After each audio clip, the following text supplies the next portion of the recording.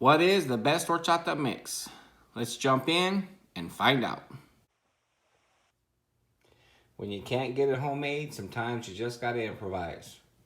So today I'm gonna take a look at two mixes here. The one on my left is a powdered mix by Natura. The one on the right is a concentrated mix made by Fiesta. Let's check them out. The first one we're gonna be looking at is the powdered mix.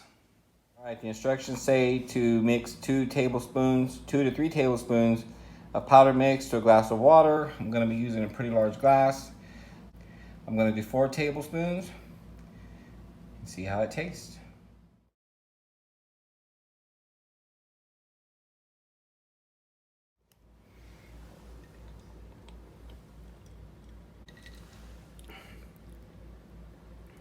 It's actually not bad.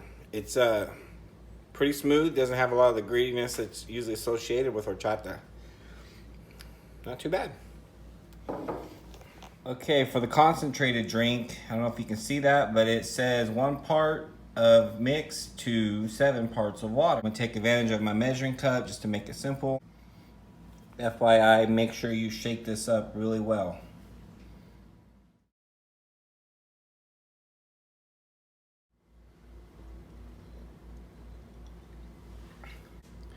This one's definitely much sweeter.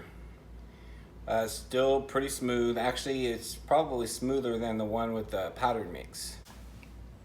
Okay, if I had to pick a favorite, I would definitely go with the powdered mix. It's the texture, the consistency, and the flavor is more similar to what you would get with homemade horchata. If you're not a fan of the grittiness of horchata, but you like the flavor, definitely go with the Fiesta, the concentrated brand. All right, thanks for joining me today. See you next time. This actually smells pretty good.